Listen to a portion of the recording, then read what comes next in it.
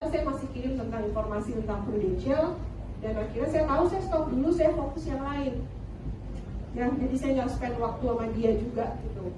Akhirnya masuk 2022 bulan Februari, kan udah lewat 4 bulan ya, September, Oktober, Desember, Januari, udah 5 bulan gitu. Masa ya saya nanya, Pak gimana proposal tahun lalu gitu kan? Ya gitu kan. Jadi saya pikir gimana nih saya engage lagi dengan dia. Saya sharing lah resolusi tadi tuh, cara menjalani resolusi selain tadi yang saya bikin. Kebetulan masih awal tahun kan, masih relate lah dengan kondisinya, saya share. Dan tiba-tiba dia balas tanggal 13, Mbak, tolong bikinin proposal untuk sekeluarga gitu. Dan akhirnya tanggal 18 saya Zoom meeting yang kedua sama dia. Saya nggak pernah ketemu ya teman-teman, nggak kenal dan nggak pernah ketemu. Dan akhirnya saya Zoom meeting. Bulan Maret saya follow up sama dia. Terus dia bilang, ya tapi Pak, gak semua orang bisa langsung punya ini. Jadi ada 2 syaratnya. Selain Bapak punya uangnya, Bapak harus punya kesehatannya. Saya tanya jawab aja dulu ya Pak, untuk data kesehatannya. Selama ini gimana Pak? Jadi saya tanya jawabnya nggak buka SPAJ, saya nanya, selama ini gimana kondisi kesehatan? Bapak ada visit ke dokter nggak? Jadi ngobrol gitu ya. Nggak ada sih, jadi saya juga tahu waktu itu, oh saya kemarin baru pasang ring, ini sudah susah gitu kan. Tapi kalau dia bilang, enggak, oke, kemarin baru medical check up, bagus hasilnya, oh ya Pak ada hasilnya. Jadi saya gitu loh, saya oh ya ada hasilnya, boleh dong Pak di share ke saya, oke. Nah, terus kayak gitu ada apa lagi ya, pokoknya kurang lebih pertanyaan SPAJ lah yang kita kan hafal. Nah jadi saya tanya seperti itu, oke Pak, gimana kalau kita coba masukin aja dulu datanya. Saya nggak tahu nih Bapak bisa diterima apa enggak. Saya isi ya data, dibariskan kepada orang yang kita tunggu. Tapi Bapak nggak perlu keluarin 1M, tapi hanya cukup 10%-nya aja. Nah Pak, kalau ada berangkas kayak gini, berapa dana pensiun yang Bapak masukkan di dalam berangkas?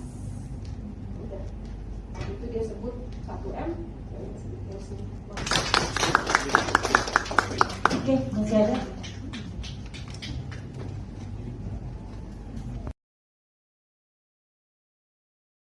Dia untuk berkarya dari 55 sampai 75 itu sangat besar. Nah Pak, Bapak rencananya mau ngapain nih nanti kalau udah pensiun? Saya dengerin lah dia cerita, oh saya mau jalan-jalan, saya mau sama istri saya mau, ya pokoknya dia sampein lah rencananya dia. Oke, very good Pak, itu rencananya. Kalau gitu saya boleh nggak sharing ke Bapak?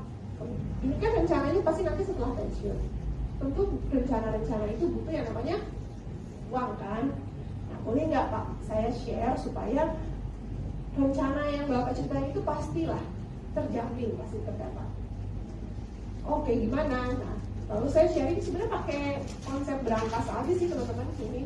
Jadi saya bilang, Pak, sekarang kan Bapak 5 tahun lagi dia akan pensiun, kan enggak?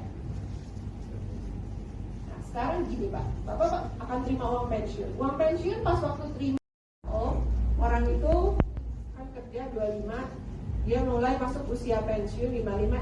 Life expectancy global terlepas gender, terlepas lokasi itu sekitar di usia 75 tahun. Itu ekspektasi hidup seseorang. Nah, dia kan di sini ya posisinya. Yang saya approach spesifik. Saya minta referensinya pun spesifik. Yang seusia Bapak. Jadi 50-an yang dia kasih. Jadi dia punya waktu sebelum pensiun 5 tahun. Nah, ini adalah ekspektasi hidup seseorang sampai usia 75. Nah, tapi Pak, faktanya, nah di sini saya nggak bicara soal kematian nih. Justru saya bilang sama dia gini, tahu nggak bahwa ternyata dari pensiun sampai 75 itu hanya 7% orang yang meninggal. Saya lupa angkanya ya, tapi ada di presentasi saya. Tapi ini saya ingat, dan hanya 10% orang yang sakit kritis. Ya jadinya. Dan hanya persisten kepada mereka yang terbuka sama hidup kita dan mampu untuk komitmen. Artinya kalau kita tahu ini klien sebenarnya juga uninsurable atau dia nggak bisa komit dengan kondisinya dia, buat apa kita persisten? Karena kita juga nggak mau buang terlalu banyak waktu. Kita invest waktu loh bertemu dengan mereka, benar nggak? Ya kan? Nah jadi saya langsung masuk ke. Nah, kalau klien benar-benar menghilang dia posting ya. Saya langsung aja tanya, Mr. Ryan, saya penasaran, apa Anda masih tertarik membahas lebih lanjut proposalnya, atau boleh saya close dulu sebentar. Teman-teman, kalau sampai di titik ini dia nggak balas juga di posisi ini, teman-teman tahu ini untuk di scratch dulu dari list. Nah, tapi yang saya lakukan, saya nggak murni ngilangin dia dari list saya. Yang saya lakukan adalah saya share. Ini ada waktu itu ada promo apa dari Pro ya, saya share aja tentang promo itu. Tapi nggak relate sebenarnya dengan apa yang dia mau ambil. Tapi saya share aja informasi tentang Prudential. Terus tiba-tiba tanggal 15 sih kontak saya, tolong di proceed semua diproses semua proposalnya, gitu. Dan finally tanggal 24 teman-teman saya ketemu